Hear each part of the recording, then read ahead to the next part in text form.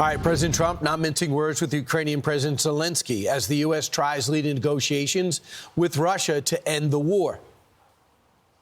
The only thing he was really good at was playing Joe Biden like a fiddle. He played him like a fiddle. That's an expression we use. A dictator without elections. Zelenskyy better move fast or he's not going to have a country left. Got to move fast because that war is going in the wrong direction. In the meantime, we're successfully negotiating an end to the war with Russia. So President Zelenskyy firing back, calling Trump's comments Russian disinformation, prompting Vice President Vance to respond. The idea that Zelenskyy is going to change the president's mind by bad-mouthing him in public media. Everyone who knows the president will tell you that is an atrocious way to deal with this administration. Here to react, Trump National Security Advisor Michael Waltz. Michael, fresh off your peace mission with Russia over in Riyadh, want to get to that in a moment. But your sense of the fractured relationships now between President Zelenskyy and President Trump? Well, Brian, there's obviously a lot of frustration here. Vice President Vance was very frustrated leaving the Munich Security Conference. Our Secretary of Treasury, who traveled all the way to Kyiv, is also frustrated, all on top of the president, obviously, who makes his frustration well known. And that's because we presented the Ukrainians really an incredible and historic opportunity to have the United States of America co-invest with Ukraine, invest in its economy, invest in its natural resources, and really become a partner in Ukraine's future in a way that's sustainable, but also would be, I think, the best security guarantee they could ever hope for, much more than another pallet of ammunition. And so to have the United States co-invested, to grow their pie, to allow their economy to flourish over time, and, oh, by the way, to have the American taxpayer recoup the hundreds of billions of dollars, as the Europeans do, all makes sense. Why we're getting this pushback and certainly this kind of, as the vice president said, bad-mouthing in the press for all the administration has done in his first term as well, and all the United States has done for Ukraine is just, it's unacceptable. They need to tone it down and take a hard look and sign that deal. So do you believe that this is reconcilable? Do you believe that this is two people just getting mad at each other, or do you think these are two countries going different ways? Oh, I think so. The president also said how much he loves the Ukrainian people. And again, he was the first to arm them back in his first term.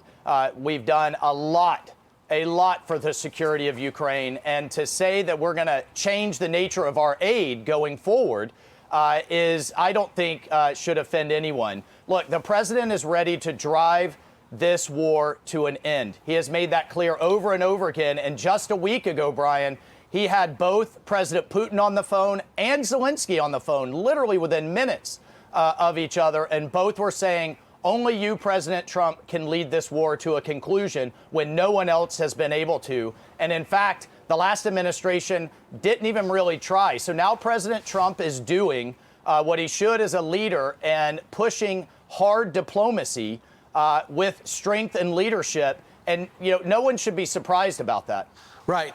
In terms of President Zelenskyy, his approval rating's around 54%, and he can't really have elections while he's at war. That's in their constitution. And it seems as though they both sides understood that until yesterday. What do you see your role going forward as early as today? Maybe to get the two on the phone? Well, look, this notion that the Ukrainians haven't been consulted, I have to push back on that, Brian. I've been talking to his national security advisor, Zelenskyy's national security advisor, on a regular basis. We just mentioned the meetings both Secretary of State and Vice President Vance have had with him. Special Envoy Keith Kellogg is out there literally right now. So we have had plenty of engagement and dialogue in order to drive this deal home, this economic partnership, and move forward towards peace. And also for our European friends, look, we have President Macron of France coming next week. We have Prime Minister Starmer of the United Kingdom coming next week. I spoke with all of their national security advisors, including Germany's, yesterday. So we are consulting our allies. We're consulting the Ukrainians. There's a term for this in diplomacy. It's called shuttle diplomacy, because bringing everybody to the table at once just hasn't worked in the past. So we've engaged one side, we've engaged the other side, and then we're going to have a process moving forward under President Trump's direction and leadership. And as you know, a lot of Democrats kind of hit the roof with all this back and forth. Listen.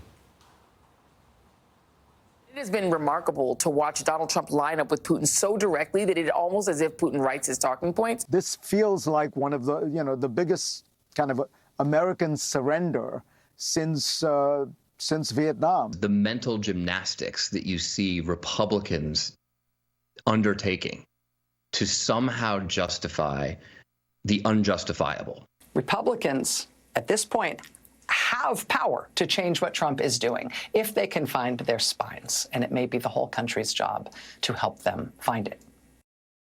And your retort to that?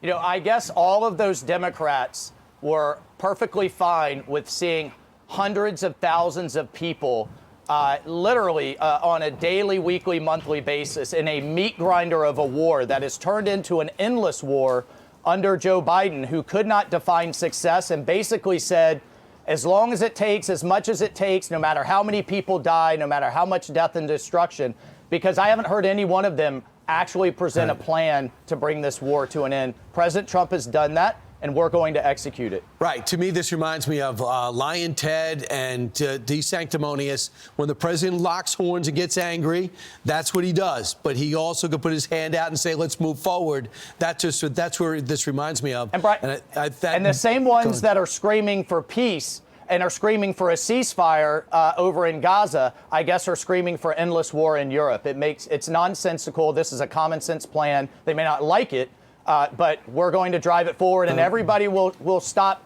squawking when the fighting ends. When the Russians say, we met with we met with you and Marco Rubio, and we got the sense that the U.S. is with us, are they wrong? Well, I think our interests are aligned in stopping the war. They have different reasons, of course, in the Ukrainians. There's still all kinds of disagreement that we need to pull both sides together. But, Brian, that was a historic first step, and it started with that historic phone call that President Trump had with Putin and the confidence-building measure that we had with the release of Mark Fogel.